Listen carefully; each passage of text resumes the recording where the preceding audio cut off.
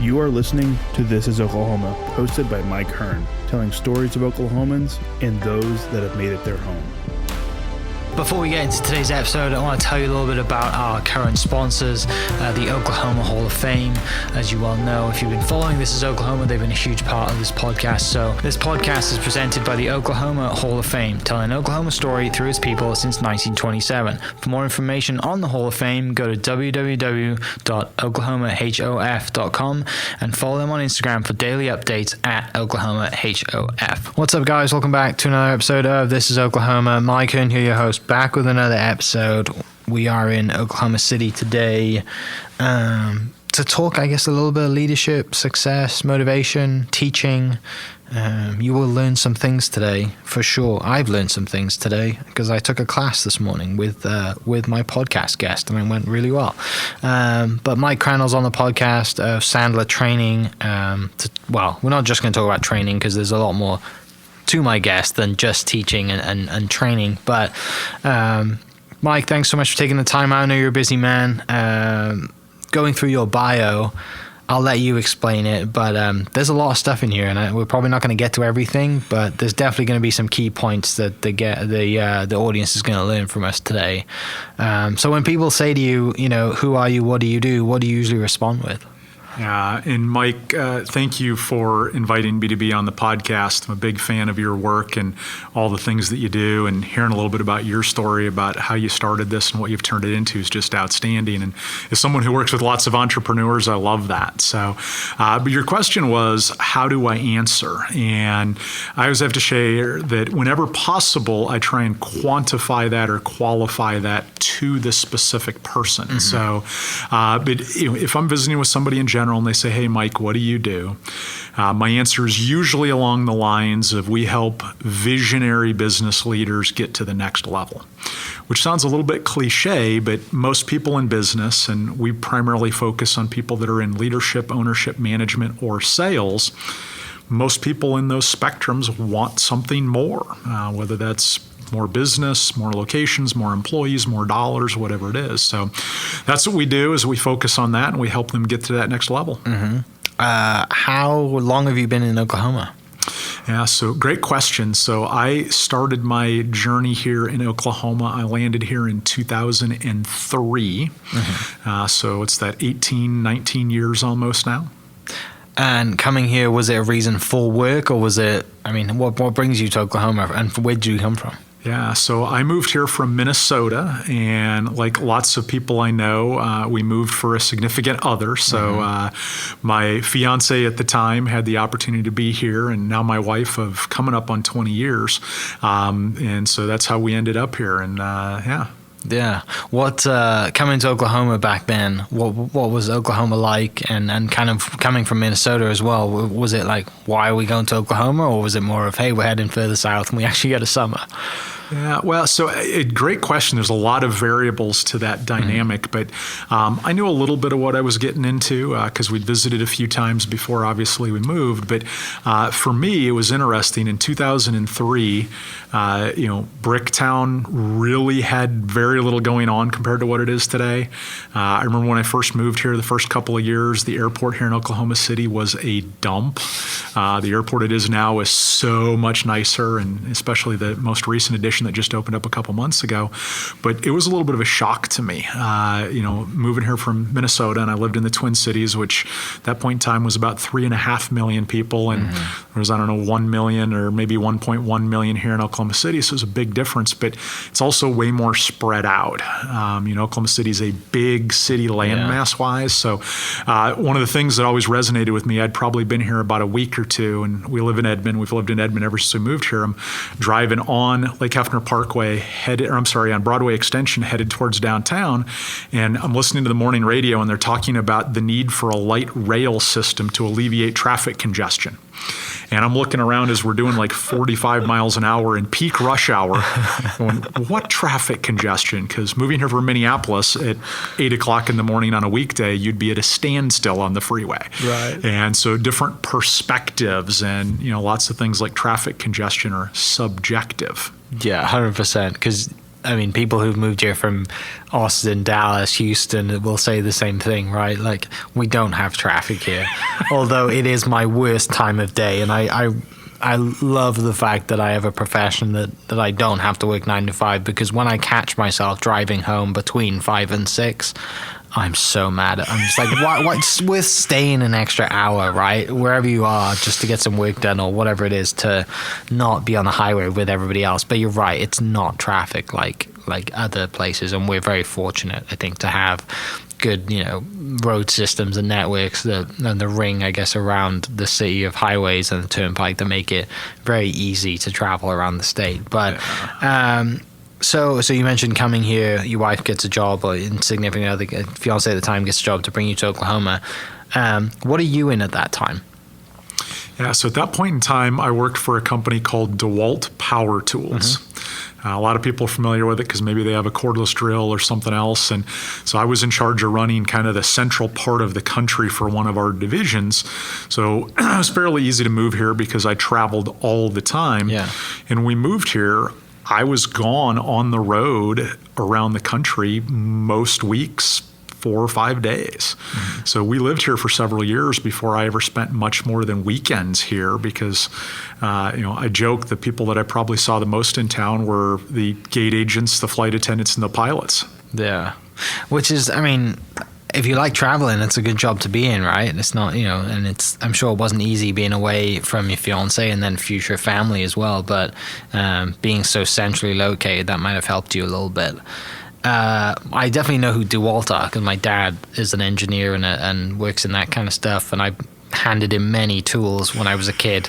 Didn't do any work because I was useless at it, but I definitely handed him enough tools and learned quickly what tools were named what, and didn't hand him the wrong stuff. Before you get to DeWalt, though, growing up in Minnesota, like what's it like growing up there, and like high school and schooling, and kind of an interest that gets you working, and stuff like that?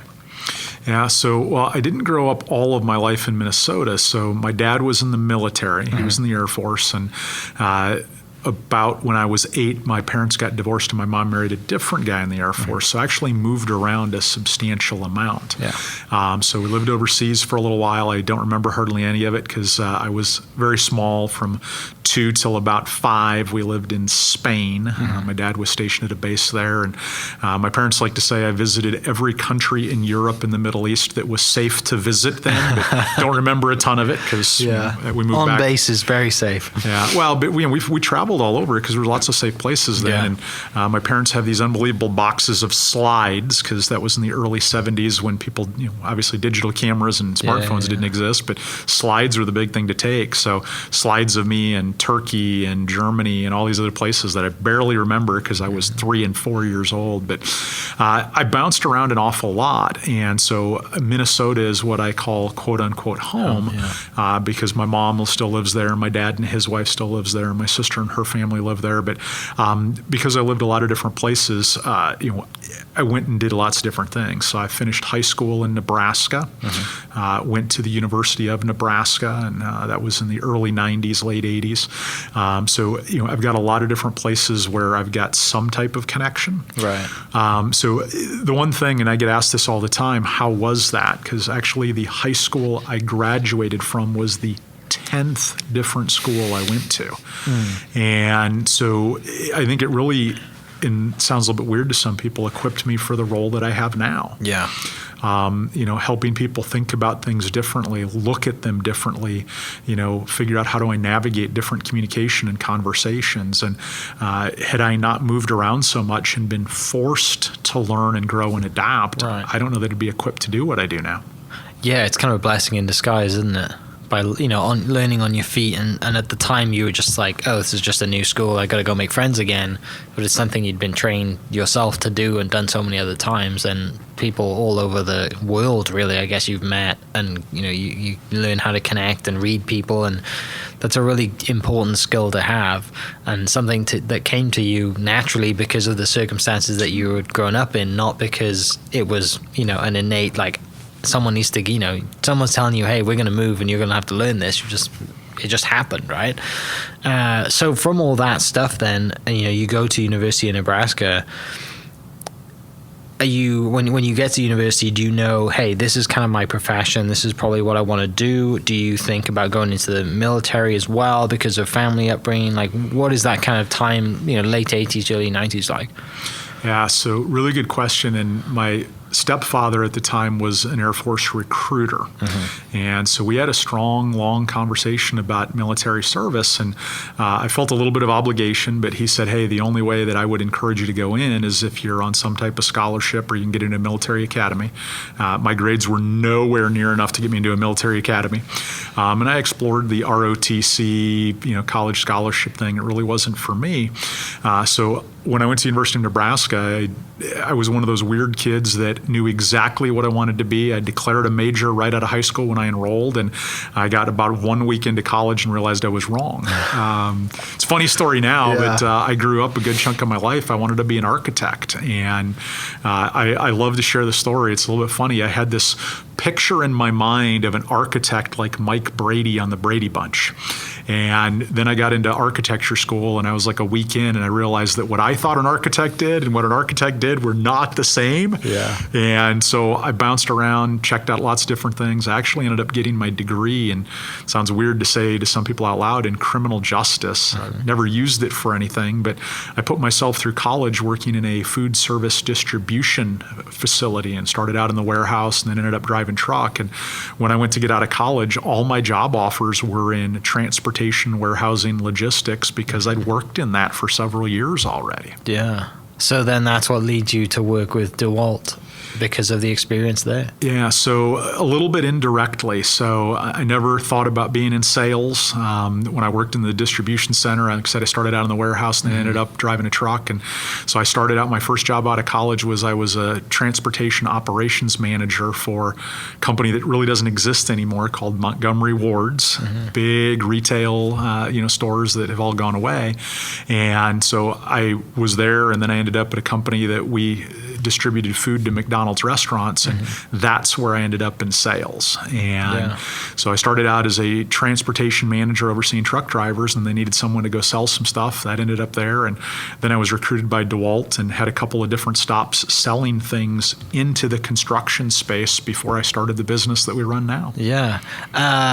Doing a degree in criminal justice, I have many friends that did or have done degrees in that, or, like crime scene investigation, or anything that comes around that general criminology degree.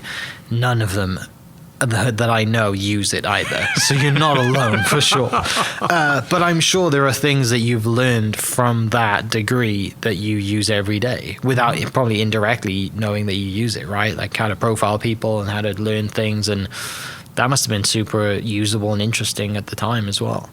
Yeah, so when I graduated from college, my major was criminal justice, but I had minors in sociology and psychology, which, working with business leaders, owners, managers, and salespeople, those things come in really handy. Yeah. Because so much of what we do in my world here as a Sandler coach is work on the subconscious psychology of communication and human dynamics and interaction. Yeah, no doubt. So someone from Sandler meets you while you're at DeWalt and reaches out and says, hey, we have an opportunity. Like, how does that go? How does that connection bring you from working at DeWalt and traveling around and growing climbing the corporate ladder at DeWalt to, you should start your own business and here's this opportunity to build a Sandler facility in Oklahoma City?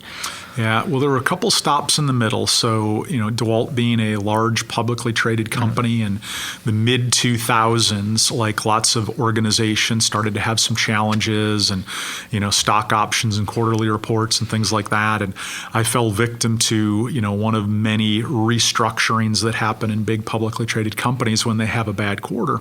And so I ended up at a couple of different spots in that space, still selling into the construction space. And it was August of 2009, and at that point in time I worked for a company that sold some building materials, and I was literally driving down the road and my cell phone rang. It's a really good friend of mine, and we had some small talk and caught up, and he said, hey, I've actually got a serious question for you. And I said, what's that? He goes, what do you know about an organization called Sandler Training?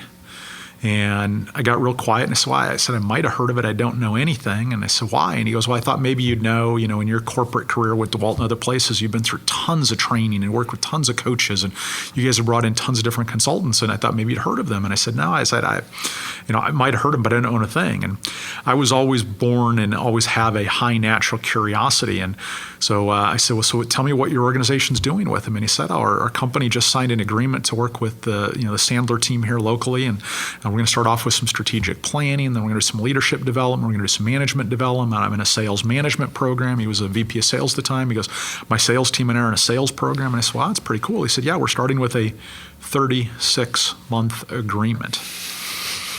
And I went, a what? Because coming out of the corporate world that I was in, right, we did training all the time, but it was always a couple hours or maybe a couple of days. Yeah. So when I heard leadership management, sales development in 36 months, yeah, I was blown away. And so that night in my hotel, as my natural curiosity kicked in, I Googled it and started reading and was just blown away about what Sandler is and the dynamics of what we help people with, and how we don't just help people learn new skills. We really go deeper than that into what are the behaviors and the habits that we have, and do we even have conscious awareness of the things we should or should not do? Mm-hmm. So then Sandler, for people listening, provides training, corporate training to individuals or businesses that can sign up for longer periods of time, and then their employees can come to training sessions and beyond programs that range from Foundation 1, which I was in today, all the way up to Presidential. Was that the last one? Yeah, so a lot of what we do, and Mike, I always appreciate the question, is that our world really is three things that we provide for people: coaching, consulting, and training, primarily in the functional areas of leadership, management, and sales. And I always say it this way: people really engage our services one of three ways. One, a lot of our clients will call it transformational, and that means that we're going to work together over time. It still blows my mind to say this out loud, but I've been open for 12 years now, and I've got people that have been working with us for 12 years. Because if you truly want to be better at something, much like your passion for golf, I can't just go to one-day workshop and be fixed. Right. So way number one is that transformation, and that means we're working together over time to really focus on your objectives: leadership, management, sales, revenue, better team culture, whatever it might be. The second way is a little bit more what we call transactionally. That might be people that just come to workshops or boot camps, or maybe bring us in for a private day, and that's a part of our business, and there's people that do that. And the third way is that people, and this is fairly new because of the way technology works, is informationally. And so, we've got our own podcast, we've got a mobile app, we've got all sorts of different, low cost or some even free resources, white papers. We've got about 50 business books that we put out on various topics. They're $20 to $40. We've got all sorts of e-courses that could be anywhere from $100 to a couple $1,000. And so that's kind of the informational side, where people might just use us as a resource for information, maybe free or low cost or minimal investment. But the theme is always helping people get to that next level, and primarily in leadership, management, sales, and a lot of that's entrepreneurs. Number one thing every business needs to be successful is revenue. I might be able to start it with somebody else's money, but eventually they're going to want it back. Yeah, definitely. But it's interesting because our clients range from individual solopreneurs and brand new startups to companies with thousands of employees that have been around for more than 100 years, and everything in between. Yeah, right. Because then from that, like you can relate to everybody, right? You can, like you just mentioned, you can relate to the CEO of a 100-year-old company that has 1,000 employees, that's done things. Hopefully hasn't done things always the same way, or transitioning to doing things newer, going through modern times. And then you can relate to the entrepreneur who's working on their side business because they're working their 9 to 5 to keep things going, and then working 5 to 9 or 7 to 2 in the morning on working on their side hustle, as you call it, and separate business. But that, back to just growing up and like you mentioned, meeting people, right, and changing and changing schools so many times, and just kind of all that, you get to relate to so many people, but build that relationship sooner with people as well, because there's nothing harder, I think, than being in sales, right? And trying to build a transaction and build a relationship with someone. If, first of all, it's a cold call, or you're knocking on someone's door, or someone's just walked into your store, curiosity or whatever it is, to have that skill, regardless if you're selling a product. I mean, I think we're all in the sales role, right? It doesn't matter if your job is sales. We're all generally selling something, whether it's, going out dating or going out trying to meet, significant other, right? You effectively, you can use plenty of sales techniques to further the relationship, right? Or even just meeting people and whatever it is. Like, it's people, I think, kind of brush past the fact that the skills that you can use that salespeople teach and techniques and stuff relate to everyday lives a lot more than we realize. I'm sure you've seen that.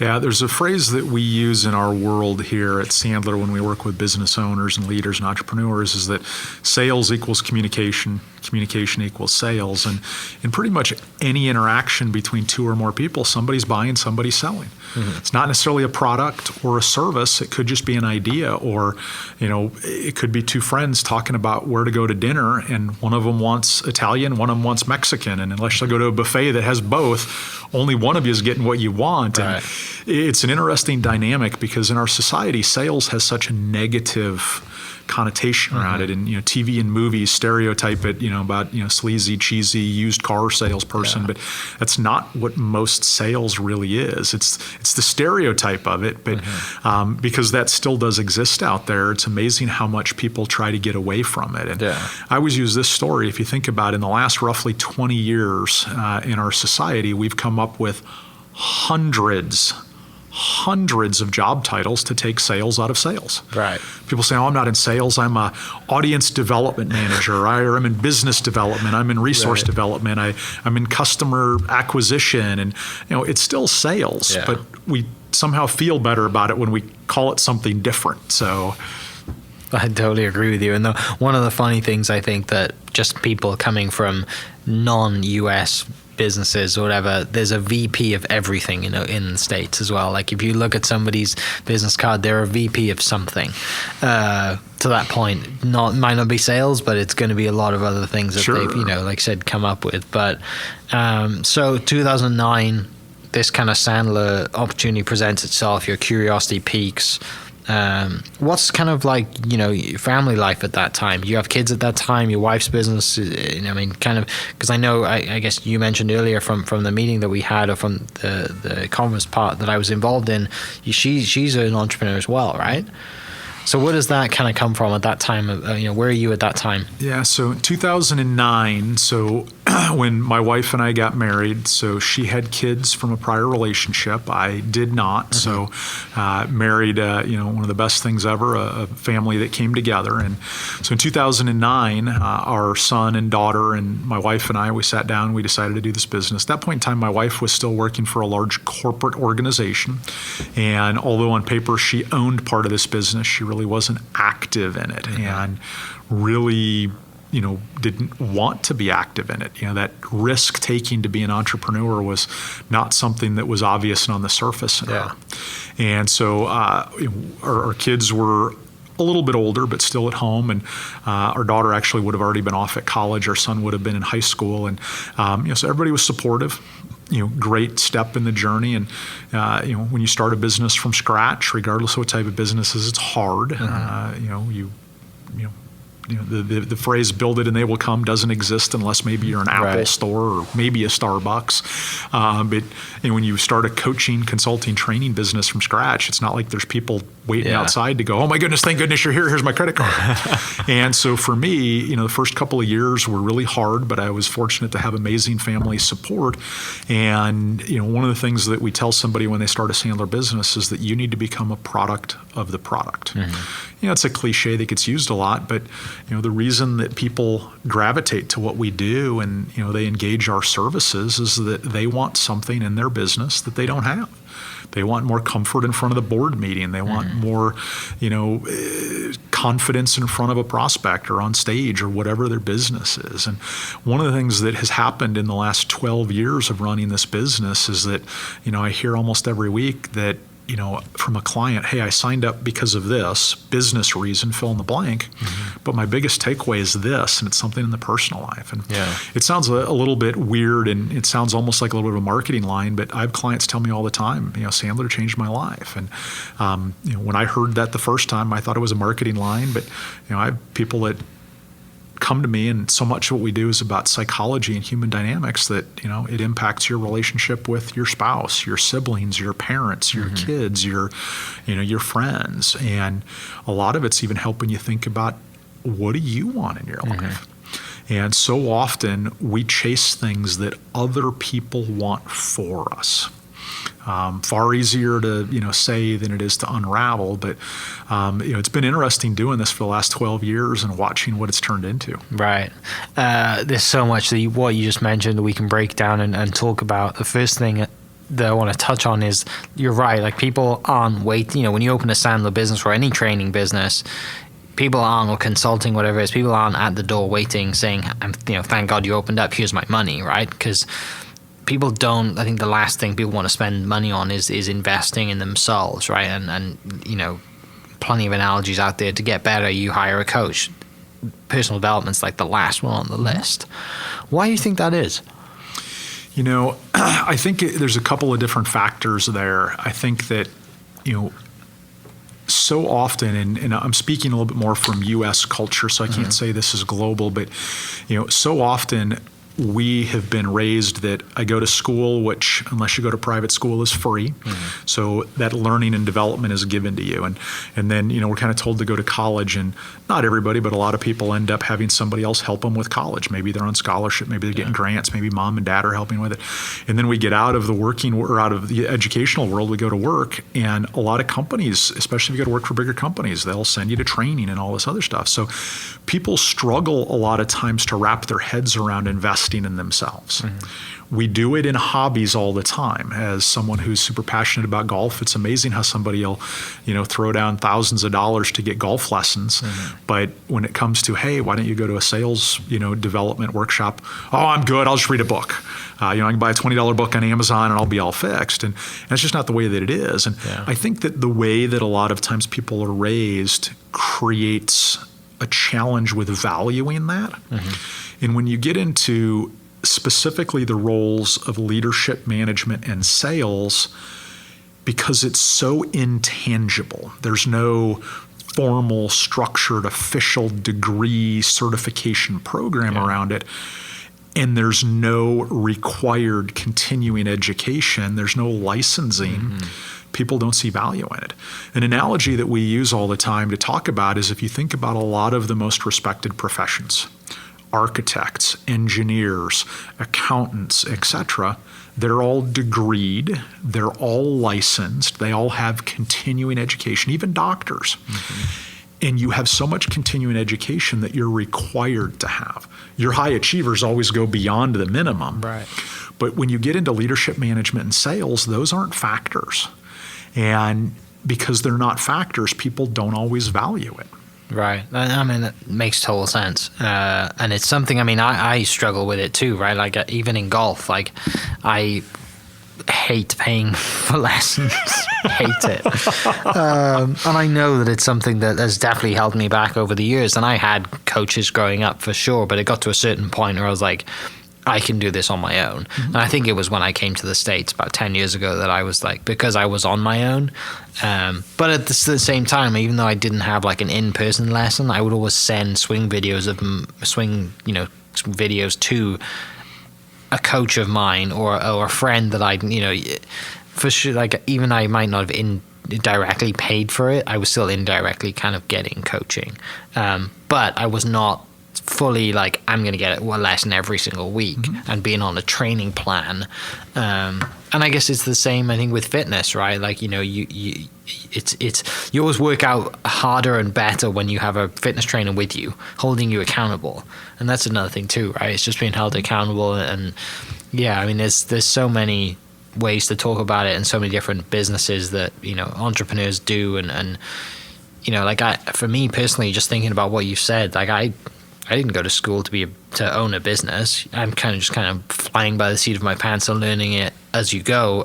And I'm sure there's a lot of people who have the same experience as me.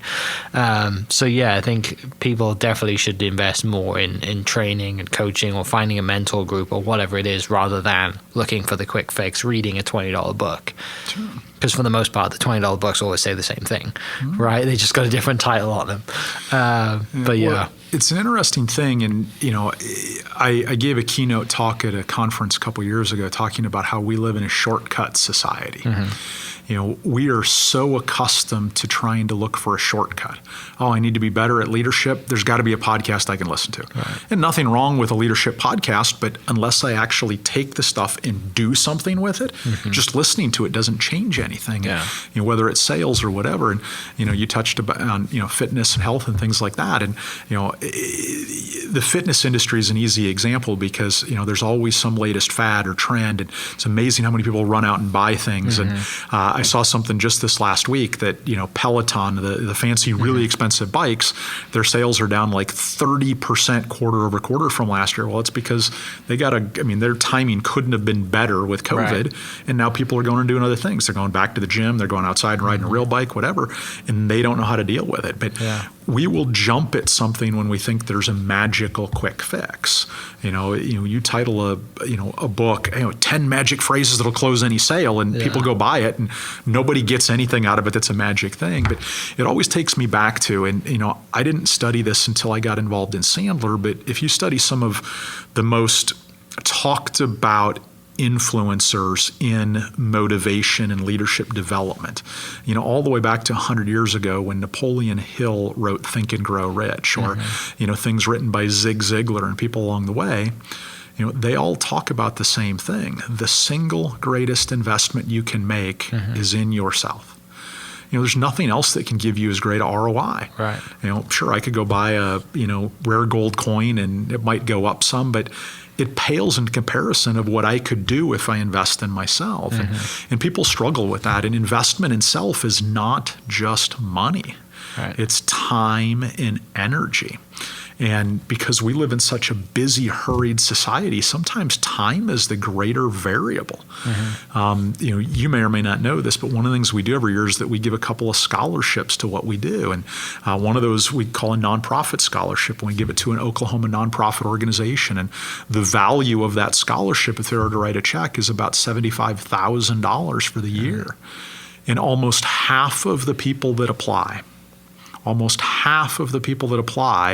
when we tell them the time commitment, there is no financial commitment on their part at all, but when we tell them the time commitment, they back out. Yeah. Even though there's no financial, like, I could never do that much time. Like, you just shared with me all these challenges that you have. You have the opportunity to get a scholarship that would be worth $75,000, but you can't rearrange your schedule to invest the time. Yeah. And it just kind of reiterates that point that we're in such a shortcut society. Isn't there a faster program you can put me in? And to get better at something, there's no one squinks. I mean, you were around golf most of your life and still are. There's no one lesson I can take 30 minutes on that's going to take 20 strokes off my game. Right. At least not that I've found. Yeah. Well, I mean, even if there is the kind of gold dust and the growth comes from the in between of the lessons and you putting in the work, right? Absolutely. That's kind of like you can do those lessons and you can someone can say, hey, here's everything you need in an hour. Go do it. It's the time, you said back to the time, it's that time that you have to invest to it would be great if you sat down for an hour, right? And someone gave you, like the limitless pill and said, knock yourself out, you're going to become a millionaire tomorrow, by clicking these few buttons and having an online business or whatever. But, you're right. Like we're kind of like in a, instant gratification society now, right? Where people want everything now tomorrow, and you're an overnight success for 20 years in the making, right? All that kind of stuff. The other thing from what you said, though, something that kind of just came to me is that nowhere kind of in your upbringing, in your past, is teaching. That's a skill that you must have had to develop, and to be giving keynote speaking and just this morning watching you up in front of everybody just kind of command the room, and even as far as like your hand gestures, like this is something you've perfected and a skill that you've built on for 12 plus years now. How was it in the beginning? Sure. Yeah. So, and it's always interesting if I go back to, 2009 when I first started this business, most people probably wouldn't have bought anything from me because they would have gone, well, that guy can't teach me anything. But one of the things that I really focus on, and I'm fortunate to be part of the Sandler network. I own and operate the office here in Oklahoma, but we've got a couple hundred offices around the globe. And so our support network internally is phenomenal. And so we get together on a regular basis and we watch recordings and we dissect, how did that look? How did that go? How did that sound? Where were my hands? Yeah. We coach, we beat each other up, much like I always use the analogy of a football team. Most games are played on Sunday in the NFL. Monday morning, both teams are watching game film, whether they won or they lost. We do an awful lot of that. Listening to myself recorded, which, by the way, if you're in leadership management and sales and you've never listened to yourself recorded, it's horrifying the first time. I remember one of the very first times I did that, I'm like, oh my God, why has anybody ever bought from me? I'm horrible. But being vulnerable and opening yourself up to feedback, good and bad, and then acting on the feedback. Much like a sport, if I want to get better, I've got to do what I'm doing, get some feedback, and then say, how do I get better? Right. Whether it's an individual sport like golf or a team sport like football or whatever it is, the same thing's true in business. And the interesting thing is that we put so much time into practicing things that are hobbies, but we put so little time into practicing our profession, specifically in the three areas of leadership, management, and sales. If I'm a doctor, I practiced the surgery. I did it in med school. I did it in my residency.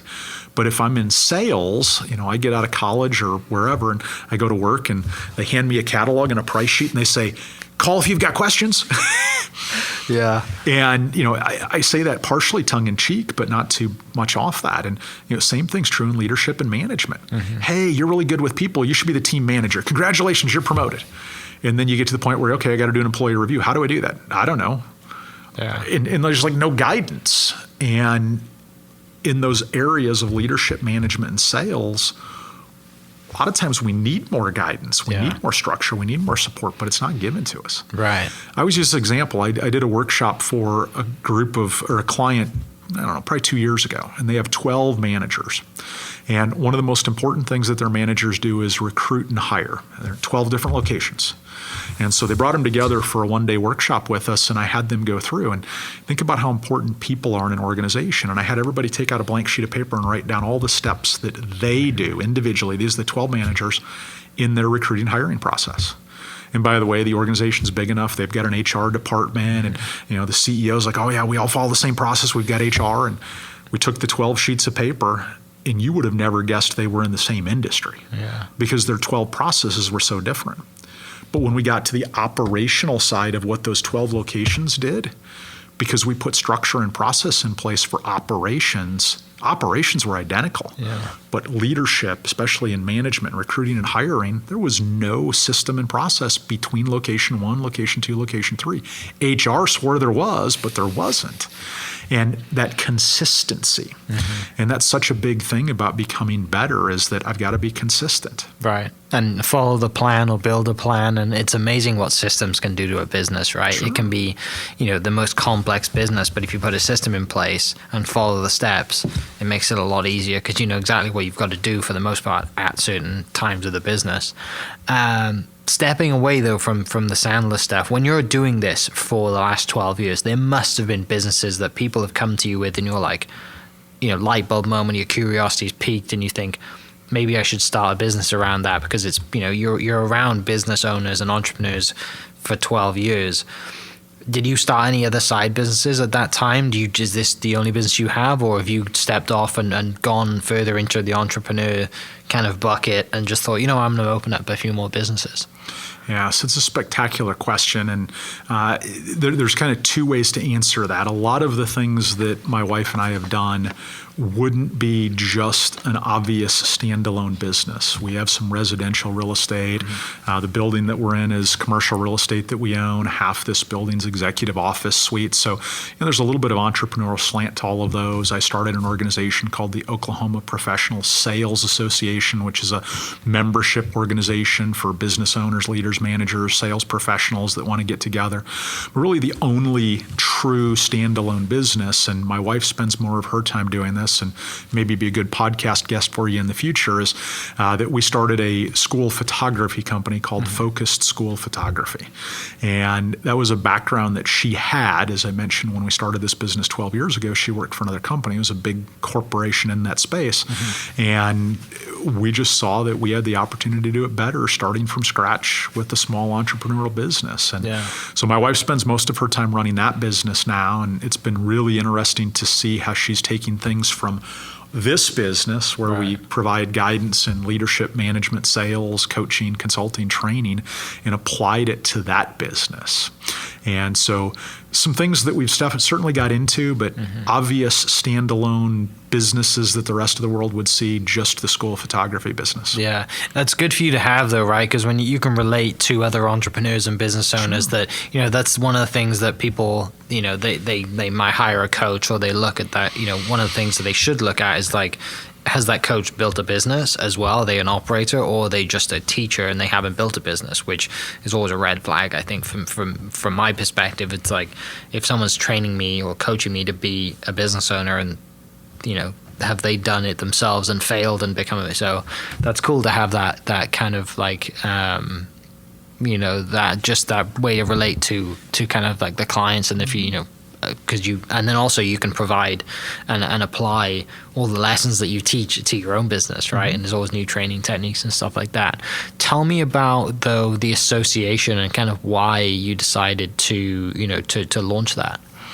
Yeah, so in some way, shape, or form, most of my career, I have been in something that tied to sales management, sales leadership, executive sales leadership, and for way before I started Sandler, so probably 20 years of my life, I've had people just make comments like, why is sales the only profession that doesn't have an association?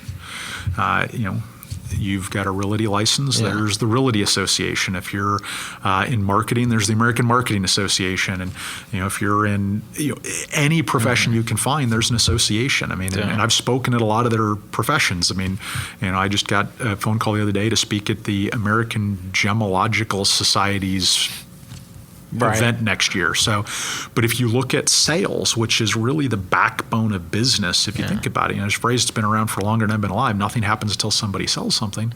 There is no sales association. Now, if you go Google, there's a Canadian Sales Association, which is basically just a training organization.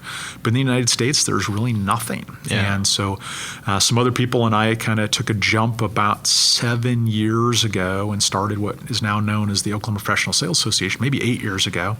And it's been turned into an interesting thing. And the primary thing that we do in that the public would see is that every month, or 11 months a year, every month except for December, we have a luncheon.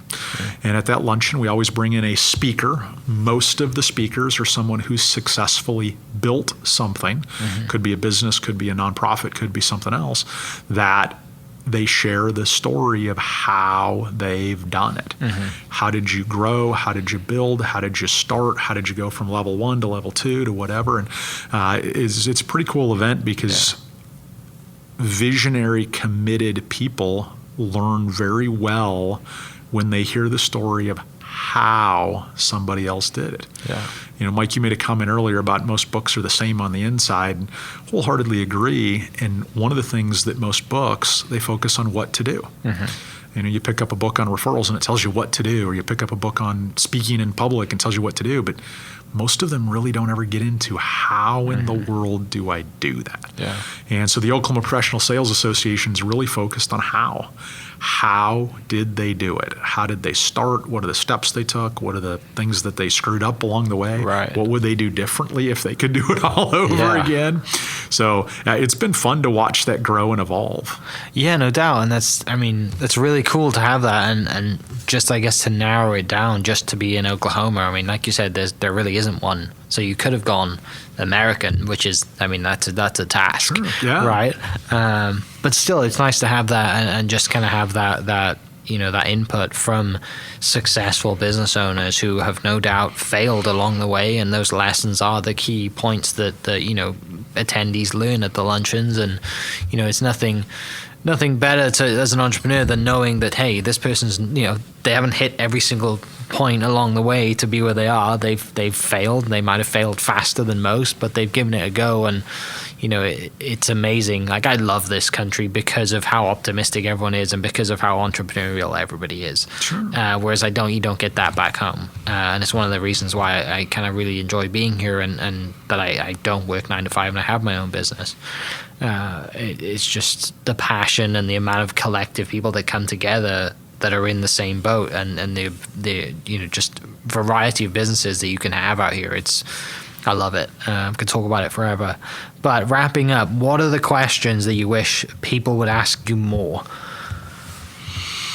So that's a really good question. And if I had to say, what do I wish people asked more, it's really focusing on themselves and how do they get better. Interesting thing, because of what we do, it's very common to hear from someone that's in leadership or management about how do I make my people better? Mm-hmm. But if you're the business owner, you need to make yourself better. Because one of the things that I always tell people is that if you're the business owner and you make all your people better, but you don't get better, they will all leave you. And because people want to work for a leader that's always staying ahead of them in some way, shape, or form. Mm-hmm. That's subjective. Ahead means different things. But truly committed, visionary, passionate people want to work for people that challenge them. And if all I'm doing is trying to make my people better and not me better, I'm really shortchanging them and me, and I'm probably missing some opportunities. But so much of what I think people miss, and this would lead to questions they should ask, isn't how do I do this differently, but how do I think about it differently? COVID in the last 18 months has really caused everybody to look at things differently. It's interesting. I've given tons of keynote talks on this about how COVID really didn't cause a single problem in the business world. Yeah. COVID accelerated things that were already in the works. Mm-hmm. Work from home was already in the works. COVID just accelerated it by 15 years in 15 minutes.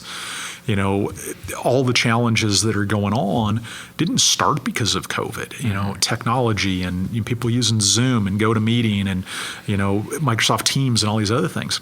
There was already a trend to that. COVID just accelerated it all by 10 or 15 years. And what business owners and leaders and entrepreneurs really need to think about is, how do I stay ahead of that? Okay. We are so resistant to change. I believe the single most dangerous phrase in our society is, that's the way we've always done it.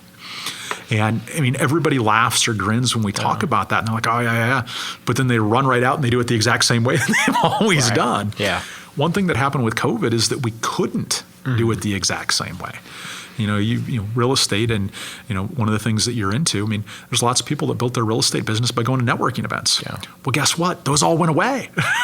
For a while. Some of them have come back, especially here in Oklahoma. But, if my entire business model was going to networking events, chamber luncheons, whatever, because that's where I met all my prospects and turned them into clients, and that went away, I've got to find a way to adapt or I die. Yeah. Right. And not physically die, but my business dies. And, and one of the things that we've seen, especially over the last year and a half with COVID, is that there are businesses and a lot of our clients, almost all of our clients, and I don't mean this to brag, just as a point of entry or a point of, conversation, 2019 was one of the best years that almost all of our clients had.